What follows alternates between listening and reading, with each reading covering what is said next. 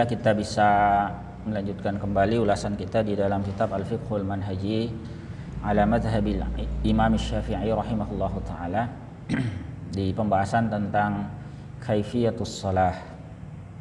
Insyaallah nanti juga kita akan bahas bagian dari arkanus shalah. Qala al-musannifuna rahimahumullahu taala wa nafa'na bi ulumihim fid dharain. Kaifiyatus shalah, tata cara atau kaifiyat salat. Adadu rakaatiha. Yang pertama, kaifiyat salat ini tentang jumlah rakaat salat. Ya, ini kalau ini insyaallah mudah ya. Kita semua sudah tahulah ya. Kita baca cepat saja ya. Indama faradallahu 'alal muslimin as-salawatil maktubah, ketika difardukan oleh Allah kepada kaum muslimin salat wajib itu, jaa Jibril ila Nabi sallallahu alaihi wasallam kama marra ma'ak, datanglah Jibril kepada Nabi sallallahu alaihi wasallam sebagaimana sudah dibahas yang lalu ya. Hadis Jibril mengajarkan kepada Nabi sallallahu alaihi wasallam. Yudhabbitu lin-nabi sallallahu alaihi wasallam waqta kulli minha ibtida'an wa intihaa, untuk memberikan perincian kepada Nabi sallallahu alaihi wasallam perihal waktu masing-masing dari salat 5 waktu atau salat-salat fardu tersebut. Ibtida'an wa intihaan, baik permulaannya dan juga akhirnya. Jadi waktu salatnya dimulai kapan, kemudian berakhirnya kapan. Itu sudah kita ulas pada kesempatan yang lalu. Kemudian selain itu Jibril juga menjelaskan tentang jumlah rakaat masing-masingnya. Wa yuwaddihu lahu adada rakaati kulli minha. Ya, Jibril menjelaskan kepada beliau jumlah rakaat masing-masing dari salat maktubah. Wa hiya kama yali, yakni sebagai berikut. Salatul Fajr, atau kalau kita biasa lebih populer dengan nama salat subuh, biasa disebut salatul Fajr, bisa juga disebut salatus subah ya. Atau juga yang menyebutnya salatul qadah ya. Itu rakaatani, 2 rakaat, biqiyamaini wa tasyahhudin akhir, dengan 2 kali berdiri dan tasyahud akhir. Tasyahud 1 kali ya, ini tasyahud akhir. Kemudian salat zuhur ya, salat zuhur 4 rakaatin bi tasyahhudain, 4 rakaat dengan 2 tasyahud. Ini ada tasyahud awal, ada tasyahud akhir. Awwaluhuma ala ra'si rakaatain, yang pertama itu adalah dilakukan di penghujung rakaat yang kedua. Wasani fi akhiris shalah, kemudian tasyahud yang kedua pada akhir salat sebelum salam. Kemudian salatul asr, salat asar sama ya, 4 rakaatin ka salatiz zuhur, 4 rakaat sebagaimana salat zuhur. Tasyahudnya juga sama. Lalu salatul maghrib 3 rakaatin bi tasyahhudain, 3 rakaat dengan 2 tasyahud. Awwaluhuma ala ra'si rak'atain, yang pertama itu di penghujung rakaat yang kedua. Wasani fi akhiris shalah, kemudian yang tasyahud keduanya di penghujung atau di akhir salat. Lalu salatul isya 4 rakaatin mislu zuhri wal asr. Ini 4 rakaat semisal dengan zuhur dan asar. Ini sama-sama juga 2 tasyahud ya. Cuma nanti bedanya kalau isya itu disunnahkan 2 rakaat pertama dengan bacaan jahar ya. Itu nanti kita bahas di sunnah-sunnahnya ya. Kalau rakaat insyaallah cukup jelas ya. Sekarang kita masuk di pembahasan arkanus shalah ya. Rukun-rukun salat ya. Nanti kalau ada pertanyaan tentang jumlah rakaat boleh ya sekalian ya, setelah kita bahas rukun-rukun salat ya. Sebelum kita lihat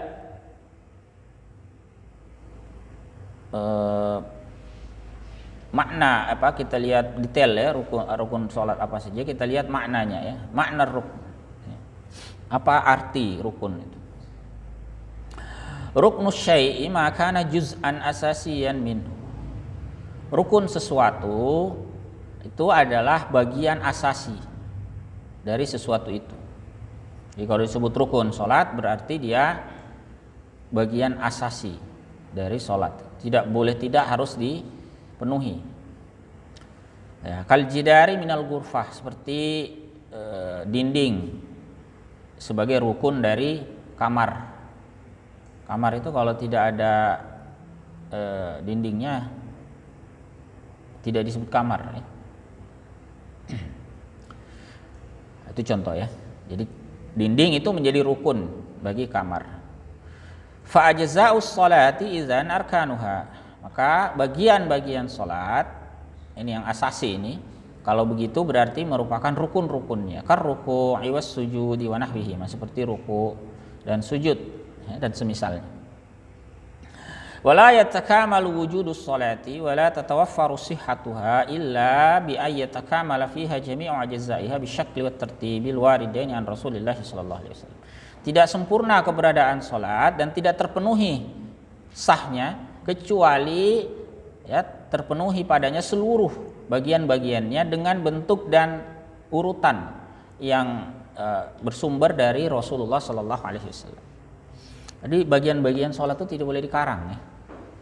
Jadi kalau rukuknya setiap rakaat sekali, ya sekali saja, jangan ditambah ya. Kalau ada riwayat misalnya untuk sholat gerhana 2 kali ruku, ya 2 kali ruku 1 rakaat ya. Jadi itu berdasarkan semata-mata perkara yang warid, yang berasal dari Rasulullah sallallahu alaihi wasallam. Tidak boleh dikarang. Kalau subuh sudah 2 rakaat, ya jangan ditambah lagi. Bukannya mendapatkan tambahan pahala, malah dapat dosa. An Jibril alaihissalam, itu dari Jibril alaihissalam. Maksudnya berdasarkan tuntunan ya Rasulullah SAW yang itu beliau dapatkan pengajarannya dari Jibril alaihissalam. Tentu ini wahyu. Ya. Wa yatalakhasu adadu arkanis salati fi 13 rukna. Ya, secara ringkas ya, bisa dirangkum jumlah rukun-rukun salat itu dalam 13 rukun. Ada 13 ya. Karena cukup panjang, sebagiannya kita bahas pada pertemuan mendatang ya. Kita bahas sebagiannya pada malam hari ini. Tidak usah bingung kalau di kitab-kitab Syafi'i yang lain angkanya tidak sama ya. 13, mungkin ada yang 17 ya. Dan 16 dan sebagainya. Karena ya ada variasi dalam penetapannya, tapi kurang lebih secara substansi samalah ya. Nah, di sini kita pakai yang ditulis oleh para penyusun kitab Al-Fiqhul Manhaji ini ya, para ulama terkemuka, ada 13 ya. Nashrahu kulla wahidin minha ala hiddah. Kami akan menjelaskan masing-masingnya ya satu persatu diantaranya ya, secara detail ya sebagai berikut. Ya, kita lihat dulu dari yang pertama niat ya, an-niyah. Ini juga sudah pernah kita bahas waktu membahas tentang thaharah ya, wudu ya, tayammum. Itu semua ada niatnya ya. Jadi salat pun demikian an-niyah. Ya, nomor 1. Wa hiya qasdus syai'i muqtarinan bi awwali ajza'i fi'lihi wa mahalluhal qalb. Yaitu bermaksud ya melakukan sesuatu yang itu berbarengan dengan awal bagian pengerjaannya. Jadi niat itu berbarengan dengan awal ibadah. Jadi niat sholat berarti dimulai ketika orang melakukan takbiratul ihram, bukan sebelumnya atau setelahnya, tetapi muqtarinan bi awwali ajza'i fi'li ya. Berbarengan dengan awal bagian perbuatan ibadah itu atau sholat ya. Wa mahalluhal qalb ya, tempatnya itu di dalam hati ya. Jadi niat itu tidak diharuskan diucapkan karena memang bukan tempatnya di lisan. Niat itu di dalam hati ya. Ini saja memang dalam mazhab Syafi'i ada mustahab namanya ya, dianjurkan kalau dengan melafazkan itu semakin mengokohkan ya. Wa daliluha qaulun Nabi sallallahu alaihi wasallam. Dalilnya ya sebagaimana yang sudah biasa kita sampaikan itu adalah sabda Nabi sallallahu alaihi wasallam, innamal a'malu binniyat. Ya, ini sudah sering kita bahas di sini ya, dari riwayat Al-Bukhari dan Muslim. Ya, wala budda li sihhatiha an taqtarina bi takbiratil ihram. Ya. Harus ya untuk sahnya niat ini dia bareng dengan takbiratul ihram. Jadi jangan sebelum atau setelah, tetapi berbarengan. Ya, bihaitsu yakunu qalbuhu muntabihan asna at-talaffuzi bit takbir ila qasdis shalah, mutadhakkiran naw'aha wa fardiyataha. Wala yushtaratu tahrikul lisani biha. Di mana yang bersangkutan itu hatinya itu dalam keadaan sadar. Ya, dia menyadari ketika dia takbir itu dia menyadari bahwa ya ketika dia melafazkan takbir Allahu Akbar, dia menyadari bahwa dia itu melaksanakan sholat. Ya, ingat sholat apa yang dia kerjakan jenisnya, misalnya sholat maghrib ya, dan itu adalah sholat fardu. Ini adalah sholat fardu maghrib. Itu saja minimalnya niat itu. Jadi pada saat takbir ya dalam hati kita itu menyadari bahwa kita itu melaksanakan sholat maghrib yang hukumnya wajib fardu. Wala yushtaratu tahrikul lisani biha, tidak dipersyaratkan ya, menggerakkan lisan ya, dengan niat itu, artinya untuk melafazkannya tidak dipersyaratkan. Jadi bukan syarat ya. Itu yang pertama ya. Kemudian yang kedua, al-qiyamu ma'al qudrati fi sholatil mafruḍah. Ini berdiri ya, bersama dengan kemampuan, artinya bagi yang mampu ini ya dalam sholat fardu. Jadi berdiri dalam sholat fardu itu hukumnya harus ya menjadi rukun. Tidak sah sholat fardu kita kalau mampu berdiri tapi tidak berdiri. Itu untuk sholat fardu. Nanti untuk sholat sunnah ada catatan lain ya. Tidak wajib berdiri ya, tapi pahalanya kurang. Kalau mampu berdiri tapi dia tidak berdiri ya, tetap boleh ya dia duduk untuk sholat sunnah bahkan berbaring, hanya saja pahalanya berkurang kalau dengan catatan memang mampu berdiri. Tetapi untuk sholat fardu ya harus berdiri, itu rukun. Tidak sah sholatnya kalau tidak berdiri. Dalilu hadzal rukni ma rawahul Bukhari an Imran bin Husain radhiyallahu anhu qala. Dalil rukun ini adalah apa yang diriwayatkan oleh Al-Bukhari dari Imran bin Husain radhiyallahu anhu. Beliau berkata, Imran bin Husain ini bercerita, dia pernah sakit, dia punya penyakit bawasir. Kanat bi bawasir, dia punya sakit, ya, bawasir. Fasaltu Rasulullah sallallahu alaihi wasallam anis salat. Lalu aku menanyai Rasulullah sallallahu alaihi wasallam tentang salat. Ya, bagaimana salat saya ini? Saya ini sakit bawasir. Faqala, lalu beliau bersabda, sholli qa'iman, salatlah dalam keadaan berdiri. Fa illam tastati' fa qa'idan, jika tidak mampu maka duduk, dalam keadaan duduk. Fa illam tastati' fa 'ala jambin, jika tidak mampu duduk juga maka dengan berbaring. Ini bawasir ini maradun fi makhrajid dubur, ini penyakit yang biasanya ada di dubur gitu ya. Penyakit wasir ya, tahu ya? Selain wasir apa istilah lainnya dia? Ambeien ya. Yang mungkin lebih familiar ambeien ya, atau wasir ya. Baik, kemudian ada catatan tambahan, ini penting sekali ya bagi orang yang sholat tidak dalam keadaan berdiri karena sakit. Ini ada catatannya ya. Baik, kita baca dulu ya ketentuan berdiri ini ya. Afwan ya, yang baru masuk minta tolong di mute ya, biar tidak ganggu suaranya ya. Baik, wa inna ma yu'tabaru ar-rajulu qa'iman idza kana muntasabal qamah atau muntasibal qamah. Jadi seseorang itu dianggap berdiri jika memang tegak berdiri ya, tahu berdiri ya. Bukan membungkuk ya, bukan, berdiri. Faizan hana duna uzrin, kalau dia menunduk tanpa uzur, bihaitsu amkana an tulami sarahatu yadihi rukbatahu batalat salat. Bahkan kalau dia sampai menunduk tanpa uzur ya, di mana memungkinkan tangannya itu menyentuh lututnya, maka batal salatnya. Tidak dianggap berdiri. Kalau sampai menunduk sedemikian rupa sampai hampir posisi ruku itu ya, maka itu batal salat. Li'anna ruknal qiyami fuqida fi juz'in min salati. Karena rukun berdiri tidak terpenuhi pada bagian dari salatnya. Jadi kalau berdiri ya berdiri. Ya. Beda kalau ada orang memang punggungnya agak bungkuk ya. Mohon maaf yang agak bungkuk ya enggak apa-apa karena memang kondisi ya. Wa idza qadara al-musalli 'ala al-wuqufi fi ba'di salatihi. Nah, ini hati-hati ini, perhatikan betul ini. Ini kadang-kadang ada orang salat karena dia sakit, lalu dia salat duduk ya. Nah, ini diperhatikan ya. Ini ada catatannya. Wa idza qadara al-musalli 'ala al-wuqufi fi ba'di salatihi.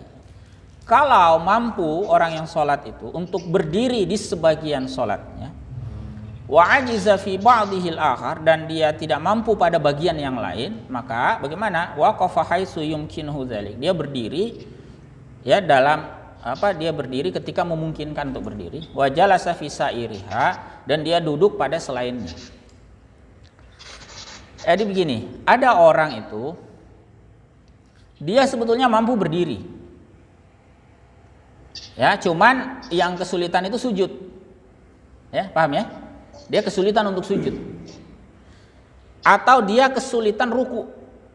Nah, punggungnya itu hanya bisa lurus, kalau sampai bengkok itu sakit. Ya, misalnya kalau dia ruku itu sakit atau dia sujud itu sakit. Maka yang begini, ketika dia posisinya misalnya baca Al-Fatihah ya dan sebagainya, dia wajib berdiri. Dia wajib berdiri. Ya. Ini suara mana ini yang berisik sekali ya, afwan ya. Bisa dibantu untuk di unmute ini yang ya, minta tolong ya para peserta online yang hadir ya di unmute semua ya, jangan di mute semua biar tidak ada suaranya ya, cukup mengganggu ya. Baik, saya ulangi ya. Jadi kalau dia mampu berdiri sebagiannya tidak mampu, maka yang dia mampu dia wajib berdiri ya. Jadi kalau dia bacaan Al-Fatihahnya bisa berdiri, maka tidak boleh dia duduk. Ini dalam sholat fardu ya. Jangan sampai dia mampu berdiri tapi dia duduk. Nah, dalam mazhab Syafi'i tidak benar yang begitu ya. Jadi mana bagian yang dia tidak mampu, keringanannya di situ. Dia tidak mampu sujud di lantai misalnya ya, maka ya tidak mengapa dia duduk di kursi, sujudnya menunduk ya. Tapi kalau takbiratul ihram dia masih mampu berdiri, dia wajib berdiri. Ya, dia berdiri, baca Al-Fatihah berdiri. Ruku dia masih bisa berdiri enggak ketika ruku? Masih bisa. Berarti pada saat ruku wajib berdiri. Kapan dia tidak bisa? Ketika sujud. Nah, maka sujudnya saja yang diberikan keringanan. Ya. Untuk duduk. Ya, bisa dipahami ya? Jadi ketika selesai Sami Allahu liman hamidah, dia mau sujud dia tidak mampu, maka dalam keadaan seperti itu dia bisa duduk, ya, dia duduk saja baru kemudian dia sujud sedikit. Atau sebaliknya, dia tidak mampu berdiri tapi dia bisa sujud. Paham maksudnya? Ada orang tidak mampu berdiri tapi bisa sujud. Maka yang begini tidak boleh sujudnya di atas kursi. Dia wajib sujud menyentuh tanah itu, lantai itu. Jadi jangan dia duduk lalu sujud di atas tempat duduknya, keliru ya. Kalau dengan catatan dia mampu sujud, nah berarti sujudnya harus sujud seperti biasa ya. Prinsipnya seperti itu ya. Jadi yang tidak mampu itu yang diberikan keringanan ya. Wa kharaja bi qaidis salatil mafruḍatis shalawatul nafilah, atau wa kharaja bi qaidis salatil mafruḍatis shalawatin nafilah. Ya, jadi keluarkan berdasarkan ketentuan salat fardu itu adalah salat sunnah, salat nafilah. Artinya yang wajib berdiri tadi dikasih catatan ya bahwa al-qiyamu ma'al qudrati fis salatil mafruḍah. Jadi pada sholat fardu. Kalau sholat sunnah gimana? Sholat sunnah bukan rukun berdiri itu. Ya. Jadi untuk sholat sunnah bukan rukun ya, berdiri. Fa innal qiyama biha mandubun mutlaqan. Berdiri, sesungguhnya berdiri untuk sholat nafilah itu dianjurkan secara mutlak. Jadi bukan wajib ya.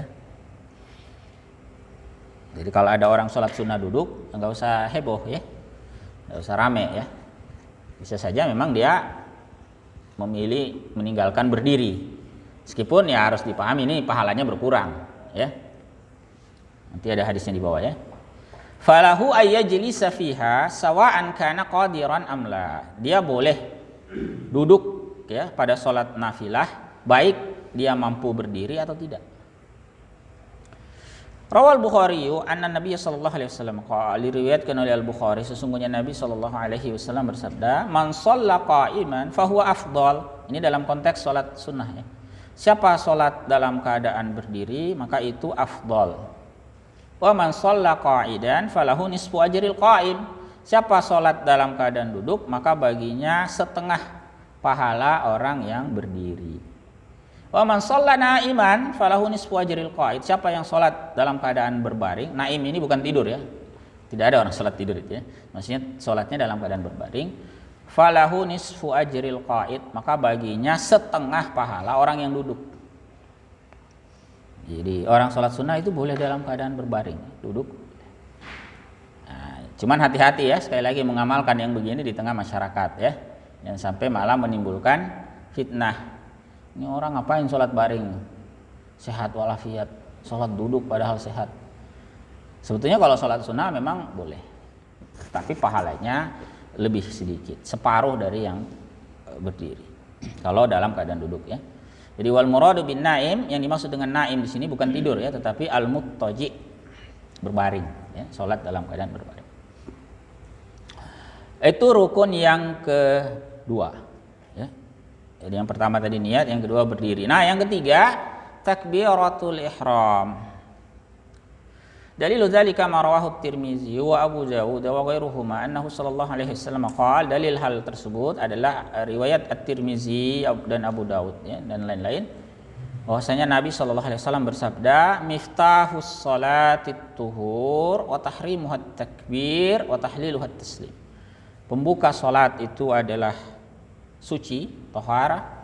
Kemudian yang mengharamkannya itu adalah takbir. Artinya ini takbiratul ihram maksudnya ya. Tahrim maksudnya tidak boleh lagi ada aktivitas lain selain sholat ketika orang selesai mulai melakukan takbiratul ihram.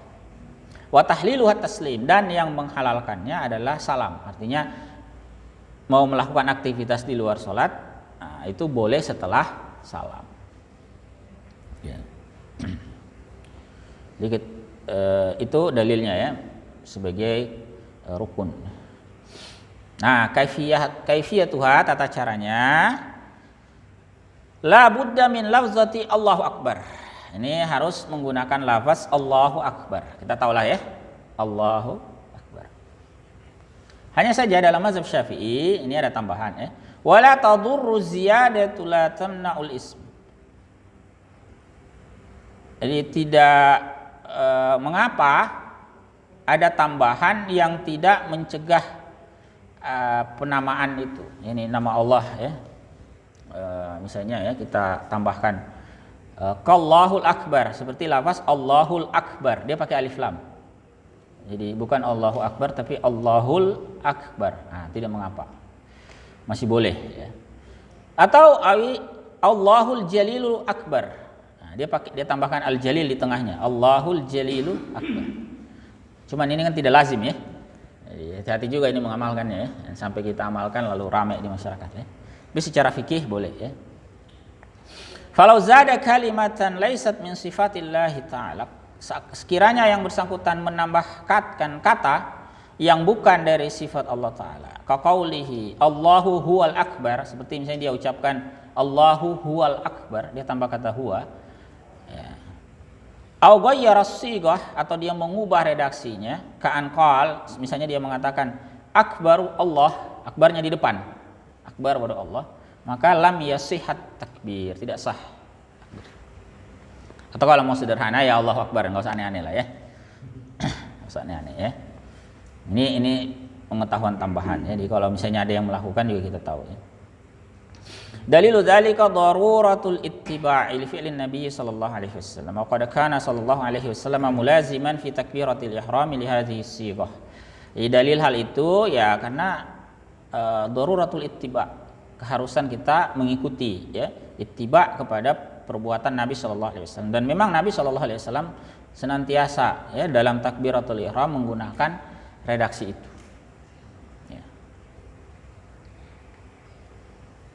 Nah, kemudian ada syaratnya ya, syarat-syarat takbiratul ihram. Ini penting ya. Syurutuha, syarat-syaratnya ya.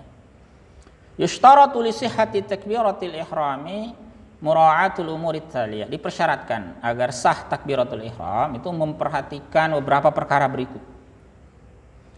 Nah, perhatikan yang pertama, poin A, ayyatalaffaz biha wa huwa qa'im. Dia melafazkannya dalam keadaan berdiri. Ya, falau nataqa biha asna al-qiyami ila sholati lam tasih. Seandainya dia mengucapkannya saat sedang naik berdiri untuk sholat, tidak sah. Misalnya kan selesai qomat itu kan, dia masih duduk, ceritanya dia masih duduk. Ya, kemudian imam takbiratul ihram, Allahu akbar, dia ikut. Tapi dia ikutnya masih sementara sedang berdiri begini, dia sudah takbir memang tuh, Allahu akbar, tidak sah. Harusnya Allahu akbarnya itu sudah dalam posisi qaim, ya, dalam posisi berdiri. Kemudian yang kedua, ayyan tabiqa biha hal istiqbalil qiblah. Dia mengucapkan lafaz takbiratul ihram itu dalam keadaan menghadap kiblat. Jangan masih, misalnya begini ya, dia ingatkan ada anak-anak ribut di belakang, jangan ribut. Nah, setelah itu dia takbir Allahu akbar masih menghadap ke sana. Itu tidak sah, ya. Jadi pastikan dia sudah menghadap kiblat baru bertakbiratul ihram. Kemudian yang ketiga, poin C, antakuna bil lughatil arabiyyah. Harus dengan bahasa Arab, Jangan gaya-gaya ganti itu, terjemahkan itu Allah Maha Besar itu ya. Tidak boleh ya. Harus dengan bahasa Arab. Hanya saja memang ada catatan sedikit. Lakin man ajiza anha bil arabiyyah. Tetapi orang yang tidak mampu melakukan itu dengan bahasa Arab. Ini misalnya baru masuk Islam ini ceritanya ya. Masuk Islam jam 11, setengah 12. Habis itu azan zuhur. Belum sempat dia belajar melafazkan Allahu Akbar yang benar ini. Sebut Allahu Akbar dia, mohon maaf karena dulunya ahlul kitab ini tidak bisa menyebut Allah yang tebal. Allahu ya, tidak bisa, harus diajari khusus. Nah, kalian begini ya, kalau memang waktunya mepet belum sempat belajar, tapi kalau duhur rasanya masih sempat lah. Jangan sholat di awal waktu toh. Ajari dulu, masa lafaz takbir tidak bisa, ya. Tapi seandainya, ini kan berandai-andai, ya. Sekiranya ada orang sudah mepet waktunya, ya. Maghrib mungkin ya yang mepet ya. Nah, mepet waktunya, itu masih ya, wala yumakkinhu ta'allum, ya, wala yumakkinhu ta'allum fil waqti. Dia tidak memungkinkan ya, lam yumakkinhu ta'allumu fil waqti, tidak memungkinkan dia belajar ya dalam waktu yang sempit itu. Maka bagaimana tarjama wa ata bimadulul takbiri bi ayyi lughatin sya. Dia boleh dengan terjemahan ya, atau dengan apa ya, kata-kata yang menunjukkan takbir dengan bahasa apa saja yang dia bisa, yang dia mampu. Tapi ini kan kondisi jarang ya.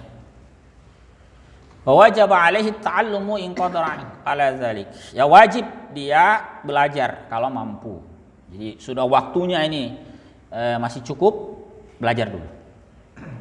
Jadi orang yang baru masuk Islam itu segera ajari sholat, ya, ajari takbir, ya, ajari al-fatihah, ya, rukun-rukunnya terutama.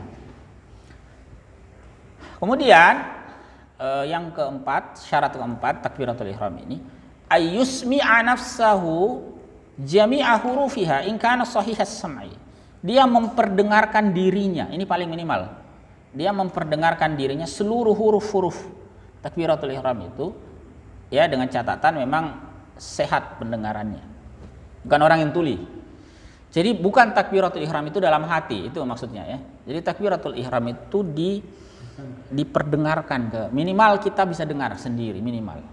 Jangan juga terlalu besar toh. Ya, karena kan ada imam di depan. Jadi minimal Allah, kita bisa dengar kan? Allahu Akbar. Dengan catatan pendengaran normal. Seluruh huruf-hurufnya. Ya, jangan Akbar. Nah, ya. Atau Allah. Ya, jangan ya. Lengkap. Allahu Akbar. Minimal kita yang dengar, minimal. Kemudian yang terakhir ya musahabatuha lin niyati kama marra dzikru. Ya, berbarengan tadi dengan niat sebagaimana yang sudah disebutkan sebelumnya ya. Pada saat dia takbiratul ihram dia juga meniatkan dalam hati bahwa dia melaksanakan sholat fardu apa ya. Baik, ikhwah fillah rahmatullahi alaikum, sampai di sini dulu ya. 3 syarat dulu ya, maaf 3 rukun dahulu ya. Karena masih banyak ini ya. Nanti rukun-rukun berikutnya kita bahas pada kesempatan selanjutnya. Kami berikan kesempatan terlebih dahulu, siapa tahu ada yang ingin didiskusikan ya berkaitan dengan 3 rukun yang pertama, ini niat, kemudian yang kedua berdiri bagi yang mampu untuk sholat fardu, lalu yang ketiga takbiratul ihram ya. Silakan kalau ada ya.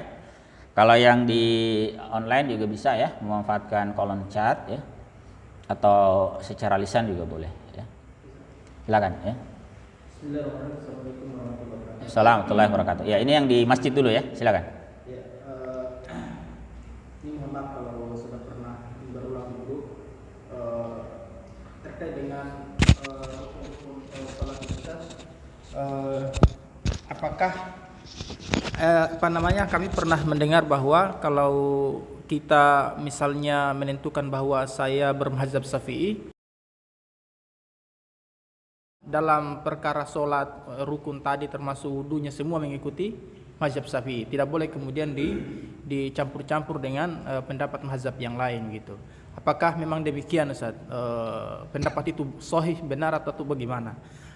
Kemudian yang kedua, kalau ada orang yang kemudian sholat tapi mohon maaf dia tidak belajar, maksudnya dalam artian tidak bermajelis, lalu dia sholatnya itu mungkin ikut-ikutan gerakannya sebagainya pada orang lain yang dia lihat, apakah hal tersebut juga kemudian bisa dianggap sah sholatnya atau diterima Ustaz? Artinya tidak mungkin langsung talaki ke guru atau bermajelis seperti itu Ustaz. Ya, mungkin seperti itu. Baik. Ada lagi yang lain? Silakan secara online dulu ya. Saya kasih kesempatan online dulu ya. Satu. Silakan kalau ada. Silakan. Bismillahirrahmanirrahim. Assalamualaikum warahmatullahi wabarakatuh. Waalaikumsalam warahmatullahi wabarakatuh.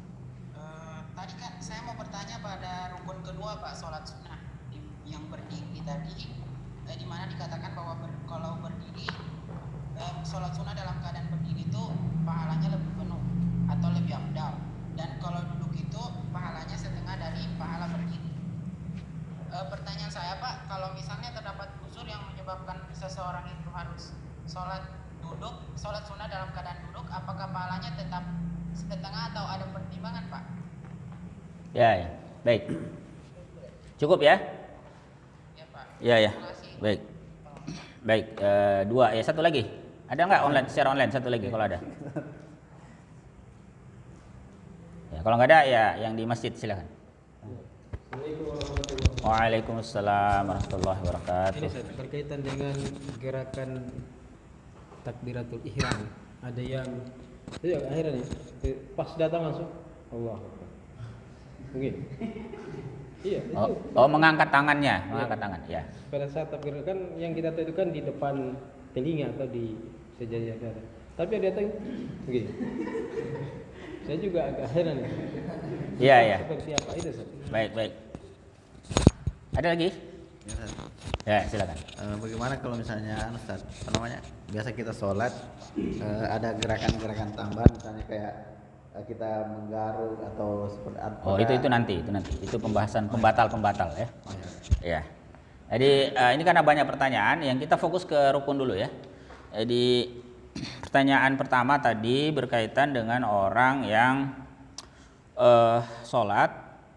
Yang kedua dulu ya, tentang orang yang sholat tetapi dia tidak belajar khusus, dia ikut-ikut saja ya. Pertama begini ya, untuk sholat itu harus belajar khusus ya. Jadi jangan tidak cukup itu sekedar lihat orang kemudian bisa, itu nggak bisa. Dia harus talaki itu, karena sholat itu ada akwalnya, ada ucapan, bukan hanya af'al, bukan hanya perbuatan. Kalau perbuatan kita bisa lihat orang berdiri, ruku segala macam. Ada bacaan. Ya, Al-Fatihah itu harus talaki ya. Harus ada guru ngajarkan dia, ini bacaan takbiratul ihram itu begini, Al-Fatihah itu begini. Ya, jadi harus talaki itu, jangan, tidak benar juga itu belajar tapi belajar sendiri, itu tidak benar. Ya, bagaimana kita talaki itu belajar sendiri? Ya, karena akwal bacaan itu harus disimak oleh guru. Benar gak ini lafaz Allahu Akbar dengan lam yang tebal itu misalnya ya. Bahkan nanti dalam suratul Fatihah itu syaratnya lebih ketat lagi ya. Bahkan tasydidnya yang sekian belas itu harus terpenuhi. Satu saja tasydid tidak dibaca itu tidak sah itu Al-Fatihahnya. Tidak sah Al-Fatihah, tidak sah salatnya ya. Tapi nanti itu kita bahas. Jadi untuk menekankan bahwa ini harus belajar ya. Dan harus mengalokasikan waktu untuk bermajelis. Masa untuk belajar sholat tidak mau mengalokasikan waktu ya? Saya lihat orang saja sholat Ustaz, nanti saya ikuti mereka. Harus mengalokasikan diri. Ini pelajaran paling penting ini, sholat ini ya. Rukun Islam kita itu ya. Sholat itu. Bagaimana kita mau disebut muslim kalau sholatnya tidak benar? Jadi harus alokasikan waktu untuk belajar sholat. Ini kita baru takbiratul ihram ini ya. Belum bacaan berikutnya ini. Itu saja harus talaki. Coba sebut Allahu Akbar. Nah, harus bisa itu. Dan itu tadi harus dilafazkan ya. Tidak boleh dalam hati. Itu syaratnya ya. Kemudian kalau untuk berbagai mazhab segala macam itu saya tidak tanggapi dulu lah ya. Itu prinsipnya begini, bagi awam ya ikutlah dulu ya. Ya, sebagaimana yang diajarkan ya dalam pembahasan mazhab Syafi'i. Jadi kalau tingkat lanjut ya sebenarnya bisa saja kalau dia mengikuti yang lain dalam beberapa persoalan, tapi itu pembahasan lain ya. Jadi prinsip sederhananya ya kalau awam ikut saja dulu ya, ikut saja dulu. Nanti kalau sudah paham dengan satu cara, nah nanti misalnya saya lebih sreg Ustadz kalau bacaan Al-Fatihahnya basmalah itu tidak jahar misalnya. Nah, itu kan berarti bukan mazhab Syafi'i, mazhab yang lain. Nah, itu pembahasan berbeda, ya. Soal nanti kita bahas lah itu ya secara khusus. Setelah kita tuntaskan dulu pembahasan. Kemudian bagaimana dengan orang yang tadi ya disebutkan ya ada hadis tadi dalam pembahasan berdiri itu. Jadi ada hadis riwayat Al-Bukhari tadi, siapa yang sholat berdiri maka itu afdol. Ini sholat sunnah sekali lagi ya. Siapa yang sholat duduk maka baginya separuh pahala orang yang berdiri. Kemudian pertanyaannya, ini ada orang memang dia beruzur tidak bisa berdiri, lantas dia sholatnya duduk. Gimana? Apakah tetap separuhnya orang berdiri atau penuh? Jawabannya kalau memang dia punya uzur sakit maka dia dapat penuh. Ya, jadi uzur sakit itu, jadi itu keistimewaan uzur sakit ya. Kita bisa mendapatkan pahala penuh seakan kita dalam keadaan sehat. Ya. Jadi bahkan bukan hanya orang yang uzur sakit, uzur safar juga bisa ya. Jadi misalnya uzur safar biasanya kita sholatnya 4 rakaat ya. Jadi zuhur asar kemudian karena safar dikosar jadi 2. Jangan lantas mengira wah pahalanya lebih sedikit, tidak. Ya. Bahkan dalam beberapa kondisi mengambil keringanan itu lebih utama daripada mengerjakan secara biasa. Jadi kalau punya uzur, sholatnya tidak bisa berdiri, duduk, ya nggak apa-apa itu, tetap dapat penuh. Atau bahkan berbaring, dia lagi diinfus di rumah sakit itu dibalut sedemikian rupa nggak bisa bergerak, nggak apa-apa, baring. Ya. Pahalanya nggak berkurang, tetap penuh. Jadi yang dimaksud dengan hadis ini orang sholat sunnah dia mampu berdiri tapi dia memilih duduk, nah, maka pahalanya separuh. Ya. Sekali lagi ini sholat sunnah ya. Jadi sholat fardu tetap wajib berdiri kalau mampu. Kemudian tadi ada orang takbiratul ihram, bagaimana dengan tangannya? Kalau tangan ini memang bukan keharusan ya. Jadi ya dalam redaksi nanti sunnah-sunnahnya kita bahas ya di pembahasan sunnah. Tapi saya singgung sekilas. Jadi untuk tangan itu boleh saja ya, boleh saja ada hadis itu setara dengan kedua telinganya. Ada juga yang haswa mangkibaihi, setara dengan pundak ya. Apakah harus menghadap kiblat? Tidak harus juga ya. Bisa saja juga begini ya, ada juga yang begini, boleh ya. Ada juga yang begini juga boleh ya. Tapi itu di pembahasan sunnah-sunnah nanti ya. Di takbiratul ihram itu tidak harus mengangkat tangan. Jadi tidak dipersyaratkan takbiratul ihram itu mengangkat tangan. Boleh saja, bahkan kalau angkatnya sebagian atau bahkan tidak mengangkat sama sekali juga tetap sah. Ya. Allahu Akbar, dia langsung begini. Boleh, atau Allahu Akbar bahkan dia tidak bersedekap. Tapi itu pembahasan sunnah. Nanti pembahasan sunnah panjang ya. Panjang, tapi sekilas saja ya. Jadi takbiratul ihram syaratnya tadi yang sudah kita bahas itu ada berapa? Ada 6 ya. Ya ada 5 ya. Ada 5 ya. Jadi dilafazkan dalam keadaan berdiri ya, kemudian menghadap kiblat ya, berbahasa Arab, ya memperdengarkan takbir itu setiap hurufnya seluruhnya ya, memperdengarkan minimal dirinya sendiri ya, kemudian berbarengan dengan niat. Itu saja. Masalah tangan dan sebagainya itu bukan keharusan dalam takbiratul ihram. Nanti masuk dalam pembahasan sunnah ya. Sama juga dengan nanti takbir untuk ruku ya dan sebagainya, itu urusan tangan bukan keharusan ya. Wallahu a'lam bissawab. Ada lagi kah ikhwafillah ya? Satu sesi lagi terakhir kalau masih ada sebelum kita tutup ya. Enggak ada ya, pas ya? Ya alhamdulillah kalau pas ya. Pembahasan tentang ini masih cukup panjang ya. Kita baru bahas 3 dari 13, jadi masih ada 10 ya. Mudah-mudahan bisa 1 kali atau 2 kali lagi pembahasan tentang rukun-rukun sholat ya. Dan saya harap ikhwas sekalian betul-betul mengikuti ini ya, karena penting sekali ya. Banyak orang itu sudah umur 30-40 tahun bahkan tidak tahu rukun sholat itu apa ya. Di sisi lain bukan rukun, dia mengiranya rukun. Adakah? Ada yang mau bertanya lagi ikhwas sekalian? Oh, enggak ada ya. Baik, kalau tidak ada kita cukupkan dahulu. Ikhwafillah rahmatullahi alaikum. Ya, insyaallah kita lanjutkan pada pertemuan mendatang tentang membaca Al-Fatihah ya, ruku, i'tidal dan seterusnya ya. Subhanakallahumma wa bihamdik asyhadu an la ilaha illa anta astaghfiruka wa atubu ilaik. Wassalamualaikum warahmatullahi wabarakatuh.